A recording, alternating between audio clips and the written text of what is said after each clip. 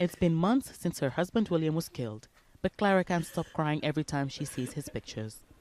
He wasn't supposed to die, she says. There was a peace agreement in place, so they shouldn't have been fighting.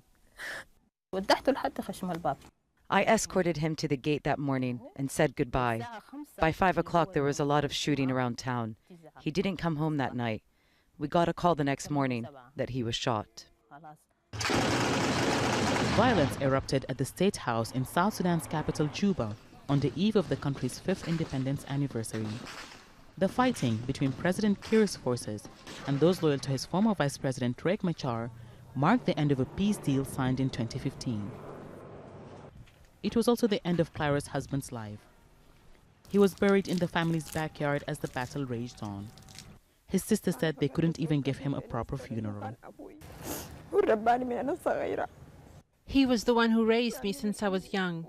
He took me from my mother and father and I lived with him. He was like a father to me and we couldn't honor him in death. The family weren't able to get to William immediately when they heard he'd been shot. They said soldiers were everywhere and they didn't know how to get to the hospital. His body had already started to decompose by the time they got to him. July's fighting in the capital, Juba, triggered images of the start of the civil war for Clara and her family. Now, even the sight of a group of soldiers on the road brings back horrific memories of the 3 years of conflict, the gunshots, and the loved ones they lost. Clara said she would leave the country if she could, but she has to think of her children. What will their future be if I run?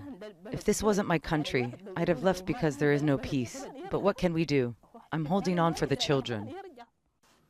Children who will grow up with only photographs to remember their father by. Hiba Morgan, Al Jazeera, Juba.